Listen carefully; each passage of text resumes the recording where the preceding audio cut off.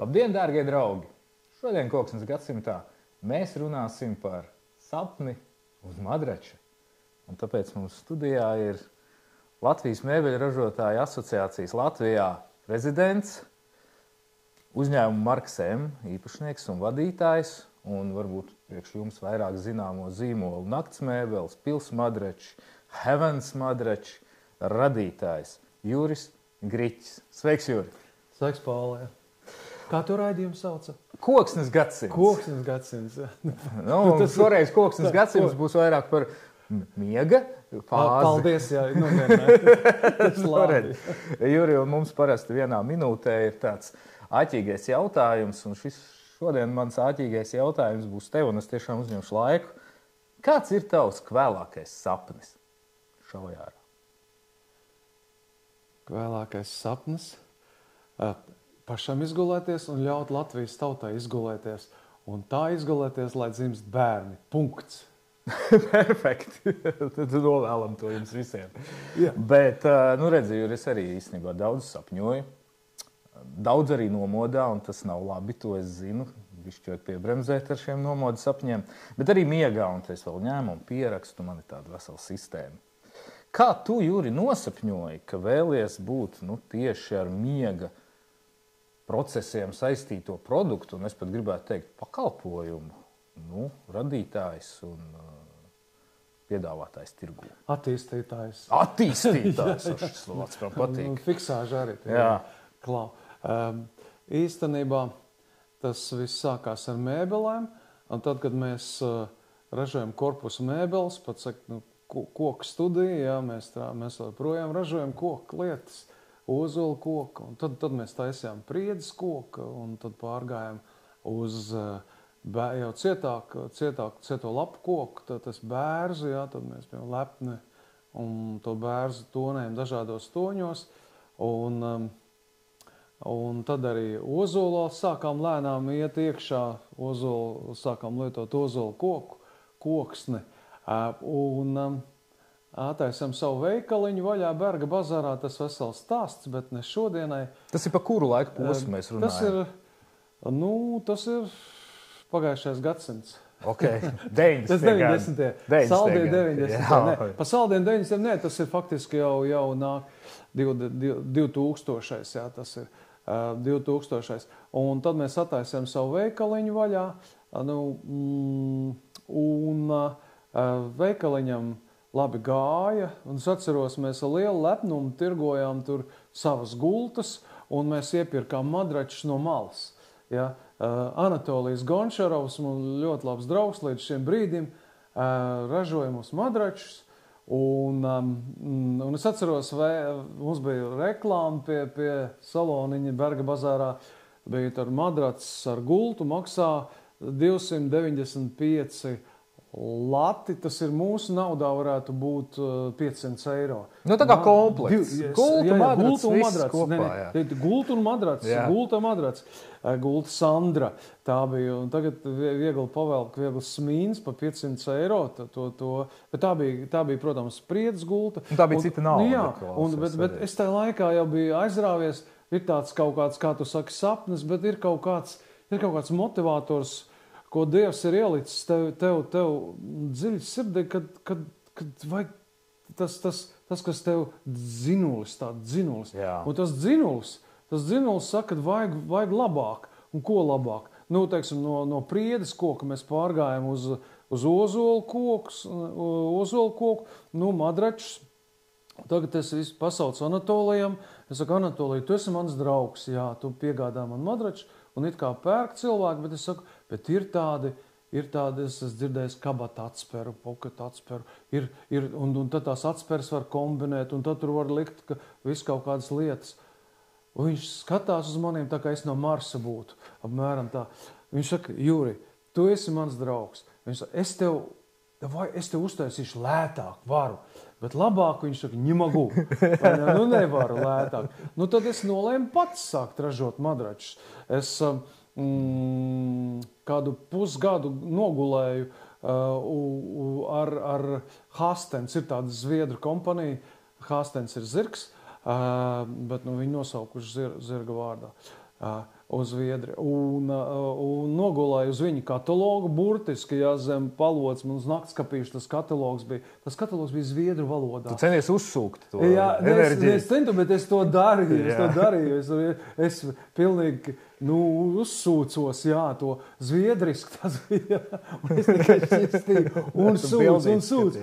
Un es zināju, kad es būšu tajā līmenī, un es vēl joprojām zinu, ka es būšu tajā līmenī. Un tad mēs apbraukājam apkārt ar manu sievu Ivetu, un paskatījāmies.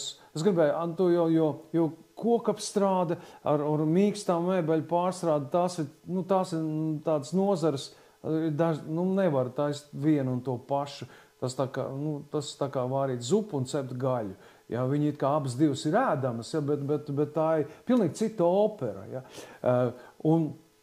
Mēs atradām vienu vecu nodegušu mūžu, apguldes mūžu, kurā bija 5 sēkas, tur liels mežs, skaists ezers, un mēs kā romantiķi mēs aizbraucām, pārbraucām mājās, un viņi izrādās pārdošanu, un mēs meitai paziņojām, meitiņi, mēs atradām ārkārtīgi romantisku vietu. Saku, kur tas ir apguldu zinmeitiņu un iespējams, ka varētu to arī nopirkt. Un Anna tā paskatījās mums, es jūs pazīstu vecāki, jūs jau viņu paņemsiet, jūs viņu dabūsiet. Un skaties, pēc pāris mēnešiem viņi bija mūsu īpašumā. Tas ir tāds absolūts dieva brīnums, kā mēs viņu dabujām pa kādu cenu. Bet tas atkal atsevišķs stāsts ir, ja? Un tur mēs sākām ražot madračus. Un tad bija jāuztais pirmais madracis. Es zināju teoriju, es biju sapircis no Vācijas jau kabata atspers, tās, kas tajā laikā vispār neviens jau nepazina šeit, bet es tās jau zināju. Kas ir kabata atspers? Kabata atsperi, tās ir tāda,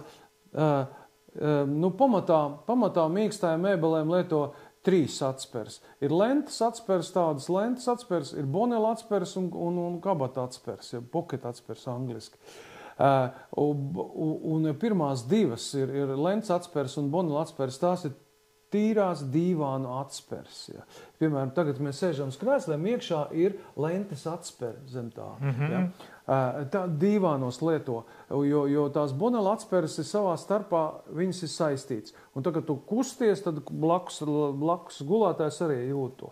Bet kabata atspēra ir tāda atspēra, kur atspērītes ir neatkarīgas, un viņas ir iepakotas katra savā tādā čauliņā, tā kā kabatiņā. Ja? Sapratu, jā. Un viņas saliktas tādā rindā un saliktas blokā kopā, un tās kabata atspērs. Tas efekts viņam ir tāds, kad tu nejūti, kad viņas tikai padodās tās atspērs tieši tur, kur viņas tajā punktā, kur uz viņām tiek izdarīts spiediens. Blakus nekustās. Kad tu grozies, sieva nejūt un otrādā. Tur tā fiška. Un tā es jau no Vācijas ievedu tās atspērs, jau komponentes, un tagad nāca jau salasīt cilvēkus, kādus iekurinājām to lielo tādu klēti un vienu telpu. Un tad, kad cilvēki sanāca, kad 6-7 cilvēki, es atceros, un bija rāmis, uz ko taisīt, atspēr bija madrats bija atspērs, bija polstera materiāli, un tagad tie cilvēki, es saku, taisam augšā. Tagad tie cilvēki skatās uz manīm. Šef tagad, parādi, ja. Saka, kas jādara. Jā. Tur bija saspiestais gaisa, skau pistola bija, un viņi tā dod man to pistoli. Es nebiju pirms tam turējis rokā, skau pistoli. Bet kā? Ja jau viņi man sauc par šefu, un ja jau es turu to karogu, tad Jura Griķi nes to karogu, ja? Ņem tev nes. Ko? Un tad es rādīju, kā jātapsē ir, jāšautu. Ja? Un mēs arī uztaisījām to pirmo madraci, un viņš sanāca, gana labs, ja?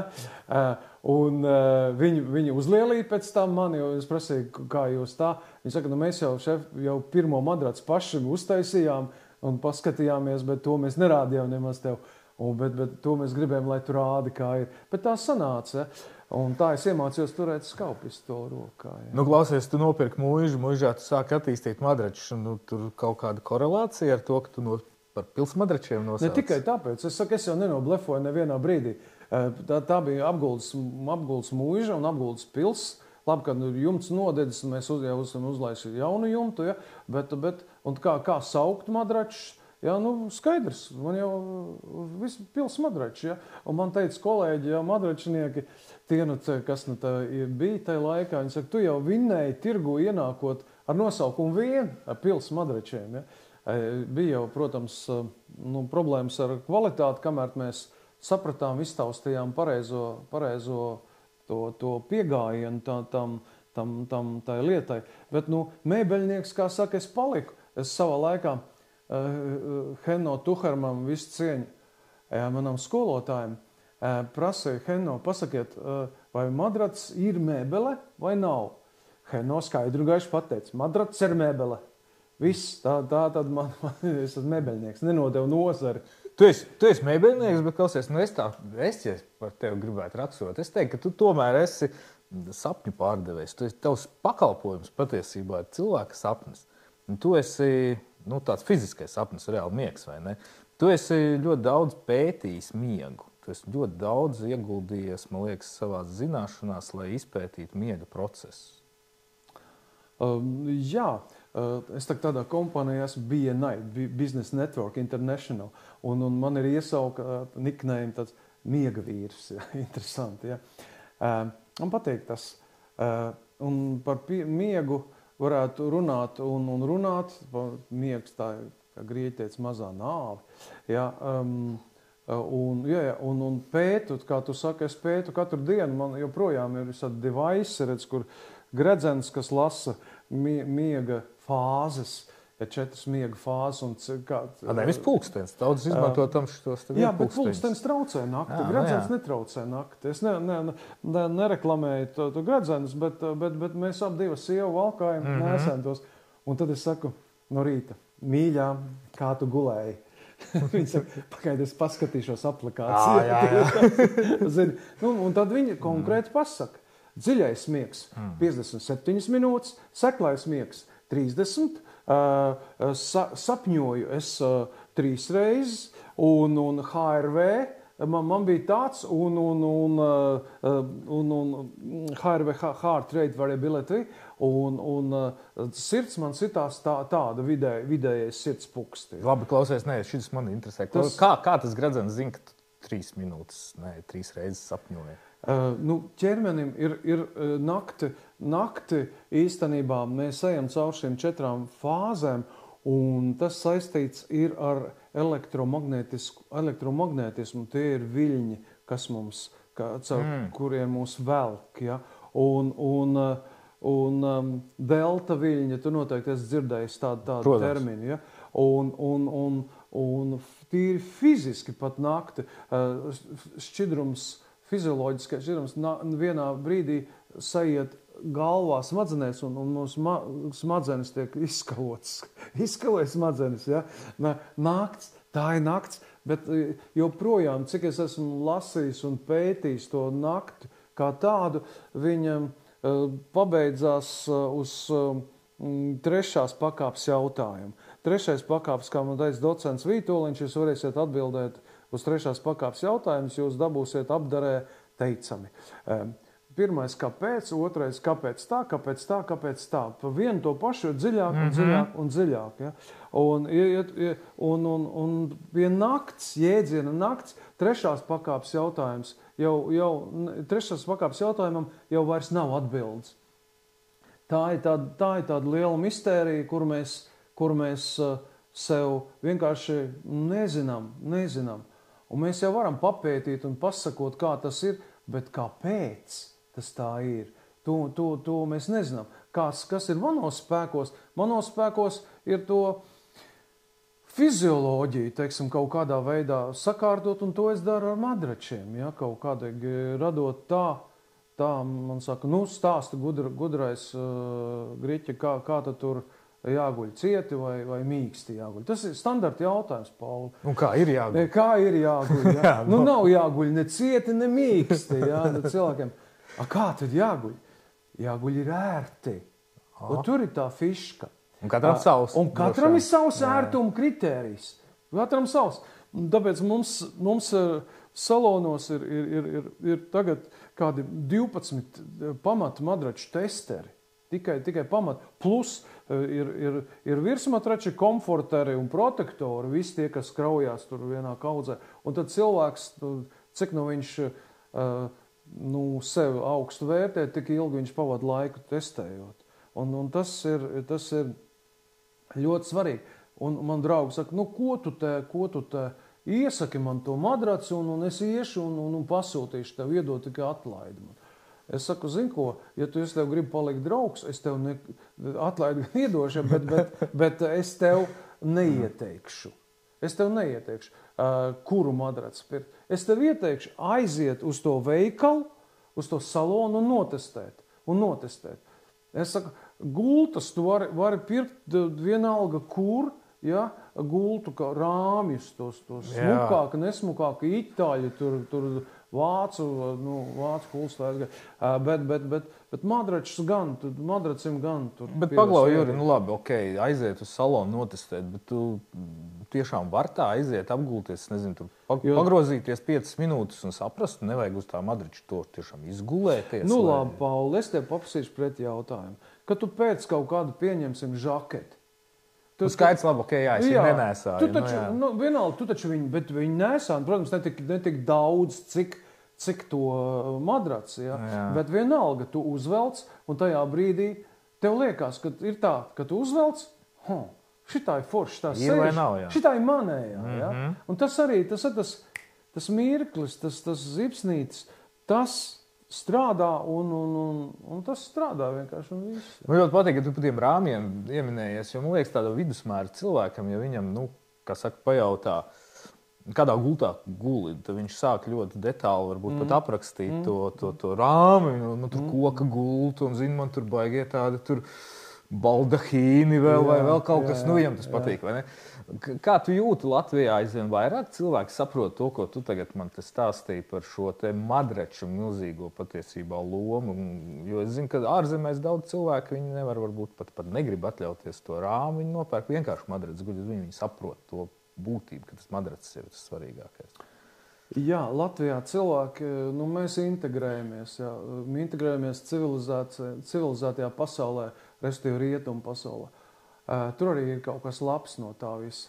Un mēs stāvējam savā laikā ar savu stendu izstādē Zviedrijā, Stokholmā. Mēs pirmo reizi izbraucām saviem madračiem, pils madračiem, un es tagad tam klientiem nāk tur cilvēki, un es saku mattress. Viņš saka bed. Es saku mattress. Viņš saka bed.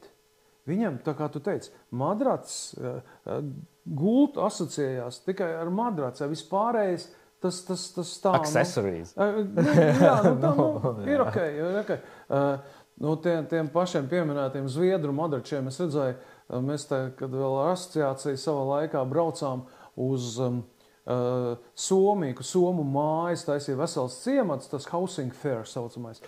Un tad mēnesi pirms tam laid iekšā skatīties. Un tur mēs gājām iekšā skatīties, un tur ir stāv tas dārgais madracis, kur es zinu, ka viņš maksā kaut kāds 10 000 eiro. Un uz kājiņām uzlikts, un galvgalīts ir uzīmēts uz sienas ar krāsu. Ja? Viss. Un vīrieši, es izaicinu vienkārši ar vienu lietu. Es saku, kā tu gulēji, uz kā tu guli?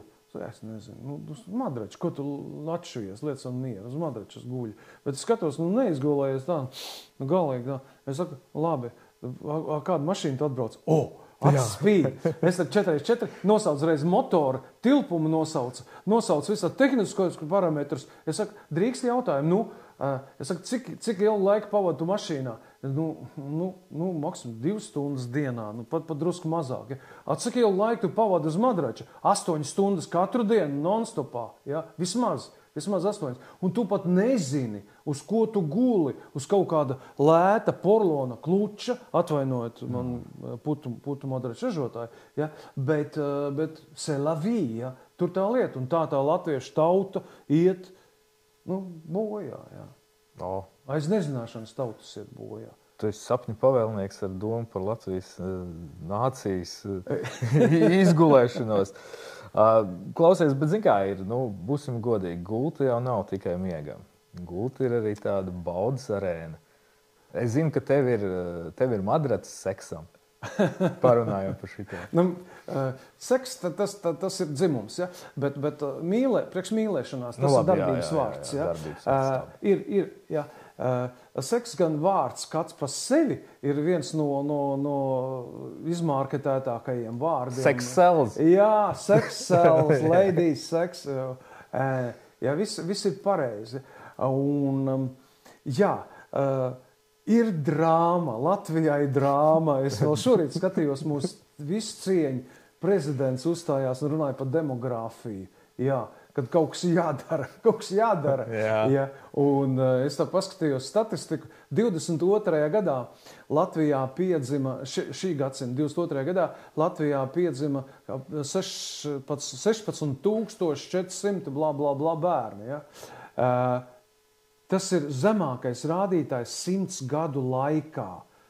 100 gadu laikā zemākais rādītājs dzimstības, kas tagad ir, kaut kas ir jādara. Labi, Jūri, piedod, ka es tev pārtraucu, bet 21. gadsimtā, lietosim šo vārdu seks un bērni nav gluži vienādības zīme tomēr. Gan jau latviešu tautā, ja to mīlēšanās, tā ir viena no baudām, ja?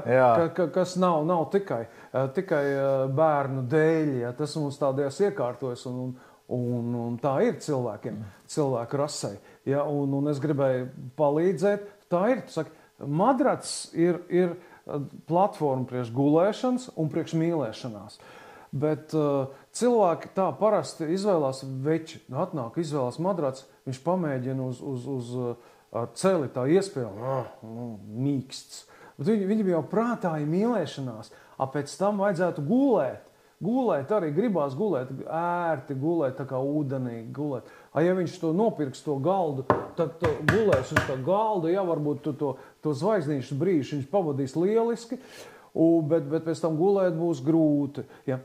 Ko mēs? Un man nāca tā doma, absolūti es nekur neesmu tā domu redzējis pasaulē, uztaisīt madraci ar domu, lai tas būtu gan priekš gulēšanas, gan priekš mīlēšanas. Priekš mīlēšanās vajag stingrāku pamatiņu, lai divi cilvēki varētu, jo parasti katrs tās atspērs slogojās tikai aprēķināts uz vienu cilvēku svaru.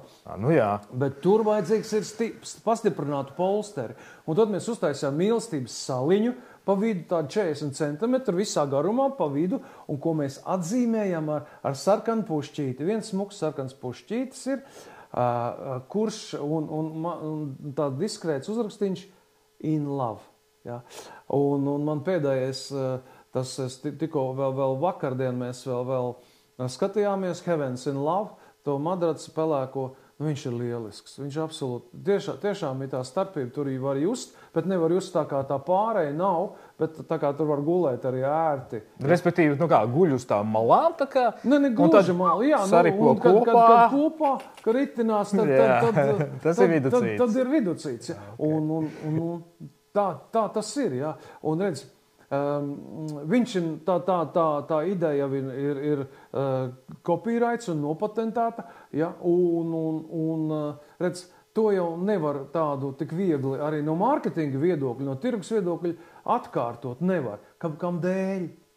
Tāpēc, kad madrači, visi madrači, uz ko guļ Latvijas tauta, var iedalīt divās daļās.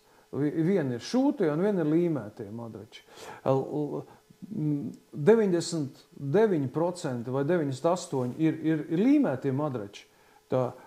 Un šūtie ir maza daļiņa, jo es aizpildu tikai tos šūtos madračus. Un šūtie man ir Stay in Heavens. Un tam ar tādiem pušķīšiem, tur visas tās kārtas, atspers, vilnas, koku vilnas, viss sāri, viss tiek sašūts ar tādiem pušķiem savilkts kopā, saspies un savilkts kopā. Līmētajos nevar uztaisīt tādu mīlestības saliņu, jo tas polsters tad stumtos, tur būtu mīlestības kalns, nevis sala. Tagad mēs ar tiem pušķīšiem viņu smuki to savelkam kopā. Tātad mēs tikai to varam paturēt stipri savās rokās. Nu, klausies, unikāls pasaulē. Tas pirmkārt, wow, iedomājieties, mīļie draugi, Latvijā ir radīts pasaulē unikāls seksa adreses. Tas nav nekur, domāju, nav nekur. Šito vajadzētu vispār runāt, to vajadzētu pacelt kā nācijas lielāko sasniegumu. Patreiz mēs ļoti, ļoti nopietni strādājam pie mārketinga materiāliem. Viņš tikai būtībā tā ideja ir kaut kāda 3 mēnešu jauna. Bet es jau kaut ko pārdevis? Nē, es vēl neesmu pārdevis. Mēs arī apzināti viņu nelaižam, nereklamējam nekur. Gaidiet. Jā. Patreiz mēs vēl tikai ražojam. Ir interesi jau Polijā, ir jau dīt sarunas ar Dāņiem. Jā, un Latvijā noteikti viņi te paliks. Ja, tie stay in love, stay in heavens in love un stay in love.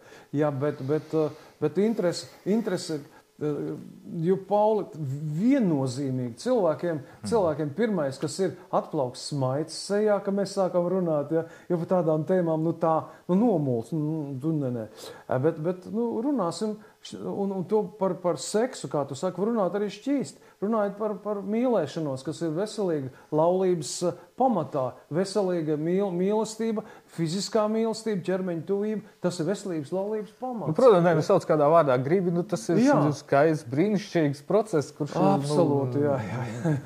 Man ir 4 bērni, brīnišķīga sieva, un mēs vēl joprojām, mums arī būs tas matracis. Ok, labi, jā, šis bija man jautājums. Mums vēl nav, man prasa, vai tev ir? Jā. Man vēl nav, mums vēl nav, ja. Bet šorīt mēs pat katru rītu sapulces, biroja sapulces, un tam mēs runājam, šefi, kad tad tev? Es saku, pag, mēs tūlīt pat, tur man te foto, un tur man abjos salonos, un tur Polijai vajadzīgi, visi tie paraugi, visi, jā. Klausies, Juri, es tikko iedomājos, varbūt studijā vajadzētu tādu adresi, tad tas jau būtu cits vakara raidījums, bet labi. Tas joks, protams, mīļie draugi. Bet īstenībā tas nav joks, ka šīs te mēbeles, kurās mēs sēžam un jau kurais raidījums ir noticis, arī ir pateicoties nakts mēbeļu, kā lai saka, ļoti labvēlīgajam atbalstam mums, bet ne tāpēc tu esi šeit. Skaties, tu tomēr taisi arī kaut ko no koka. Kā ir šīs te mēbeles? Kurš tagad tā pa nopietno drusku. Šīs mēbeles no koka, tas tev pamatā ir Latvijas koks? Nē, Latvijā ozolu nav. Pareizi, kā nav? Lietkoka nav. Lietkoka nav. Jo atceries, bija mūsu skaistā Latvijas nauda 5 lati. Un uz kurienes, uz 5 latiem bija kas virsū? Ozols. Un pirmais tāds zars viņam pusotru metru no zemes. Kupls, skaists ozols. Galvniekam tas ir malka. Jā, ko lai piedod man Latvijas mežkopji, mums tomēr selektēt. Es atceros, savā laikā mēs ozolu vilkām iekšā no Kaļiņingradas apgabala. Tur ir ozolu birzes vēl, bet tad Krievi laikam izcirta viss un nav. Un tagad viss ozols nāk mums, pamatā ozols nāk no Ukrainas viss. Jā. Joprojām. Jā. Protams, mēs te, kad sākās karš, tad mēs pārgrupējamies nedaudz uz Centrāla Eiropu, ja, kur ir Slovākija, kur ir arī Slovēnija, Slovākija. Tie mežu ozolu meži, kur ir pirmais zars 6 metri sākās, jā, teiksim, ozolam. Tad tas ir. Redz, mīļie draugi mežkopji, mīļie draugi zemes īpašnieki audzējiet ozols, lai mums Latvijā ir no kā taisīt mēbeles. Lēni aug. Nē, es īstenībā esmu dzirdējis diezgan pretēju viedokli. Ja ozolu pareizi audzē, labi, ok, tas nav tā kā bērs tur 35 gados, bet tik un tā, viņu var izaudzēt 60, 70 gadu. Kāds izaug. Vismaz man ir rādīti tādi. Jā, aicinājums ir, varbūt, bet tad mūsu Latvija tiek ar vien. Man arī tur privātie mēži, un tad piedāvāja nocirst un likt, apstādīt. Un bija 2 opcijas, ko stādīt mežos. 2 tikai vai nu pīceiks Celsija, ja, vai nu Pinus silvestris. Vai nu betula. Betula bedula. Jā, respektīvi, vai egla, vai priede, vai bērs.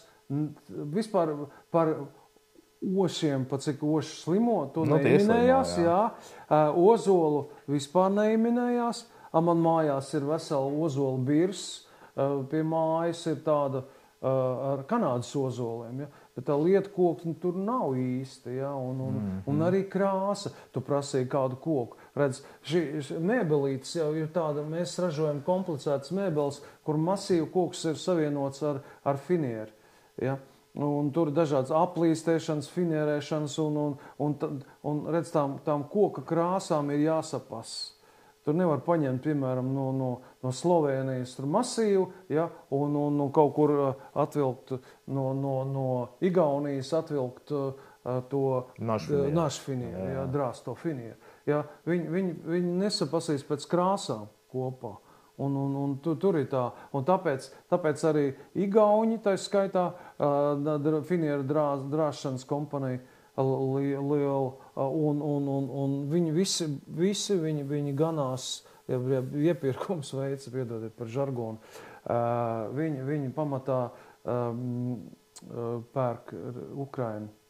Un tad sākās karš Ukrainā, cenas uzleca dubultā. Tā maksāja kaut kur 1000 eiro kubikmetrs ozolu dēļi, savas dēļi. Apmalot, neapmalot. Un uzliec uz 2. Uzreiz uzliec uz 2, un pie tam bija vēl nesaprot, kas ir. Protams, mēs tad mēģinājām pārorientēties uz Centrālu Eiropu piegādes ķēdēm, bet tad atnāca atpakaļ cenas, atkrita viņas atpakaļ, atnāca uz pusotru, un tā viņas palika, bet atpakaļ neiet. Un tad cilvēks nāk veiklā un prasa, kāpēc mēbele tik dārga ir, tikai tāpēc. Reāli. Klausies, tagad par to mēbeli un par to dārgumu. Patiesībā jau ir tā, ja tu parunā ar kaut kādu tādu vidusmēru cilvēku, un tas ir, man liekas, ārkārtīgi bieži dzirdēts viedoklis, ka Latvijā katram kokam, kas te ir izaudzis, tas augstākais punkts, ko viņš varētu sasniegt šeit, pārstrādēt uz vietas, tā ir mēbele. Bet, ja mēs paskatāmies atkal uz kaut kādiem Latvijas mēbeļu rūpniecības rādītājiem, tad tur tā, atalgojuma līmenis, tur nodokļu nomaksātie apgrozījums, pēļņa, viss, tas tā it kā to neliecina. Bet tie cilvēki jau droši vien kā aizmirst pašu svarīgāko, to zīmolu milzīgo lomu tajā mēbeļu biznesā. Zīmols jau ir tas, kas rada to lielāko pievienoto vērtību. Redz, tā ir man mīļākā tēma, kas braukāja par visādām universitātēm un stāstu par vērtības ķēdi, kā veidojās cena, kas ir vērtības ķēdes pamatā, ir amatnieciskās vērtības. Tad seko dizaina vērtības, un tad seko zīmola vērtības, un pat augstākā pilotāža ir stāsts. Stāsta par zīmolu, nestāsta par tur galdu kaut kādu vai stāsta par to zīmolu. Un to daudz nevar saprast īstenībā. Jo viņš uztais to viņu mēbelīti, tas Latvijā kaut kur pie 1000 mēbeļnieku, 1000 lielāk vai mazāk kantori, kas taisa mēbeles. Un cik ir stāsti? Jā. Ne vairāk. Ne vai uz vienas rokas. Bet katrs, kas mēbeļnieki, jau visi mākslinieki pamatā ir. Un viņš uztaisa to vienu savu lietu un pasaka tos 1000, tas maksā tik, viņam liekas, kad viss jau. Bet ja viņi drusku atsēdina un pastāst par tām vērtību ķēdi, par to vērtību ķēdi, un katrs posms šajā ķēdē, katram posmam jāsako naudai, ir jāsako investīcijām, lai zīmolu vedību, lai šo zīmolu atpazīstamību iegūt. Tās ir reālās summas. Ja mēbeļnieki mēs sanākam un katrs stāstot, es tur investēju, tur tādu un tādu, ko tu darīji, es tur jaunu darba galdu, es tur uzstādīju saules parku, lai izdevumus samazinātu. Es tur tā nonāk līdz manīm. Tas, ko, tu nopirki darba galdu? Nē. Tu nopirki kaut kādu, lai izdevumu? Nē. Kur tu to savus miljonus grūdi? Mārketingā. Tu tirgo, es lieku, lai atpazītu mani, un visas tās lielveikalu platības, viņas tā maksā lielas naudas. Viņas saka, kā tu to vari, Kā tu to vari? Vēl varu, jā. Tā. Nu, bet es nesatraucos par to it nemaz. Tad, kad mēs gājām cauri jau no 90. gadiem, pirmie veikali, privātie veikali bija pagrabos un tad pacēlās uz augšu.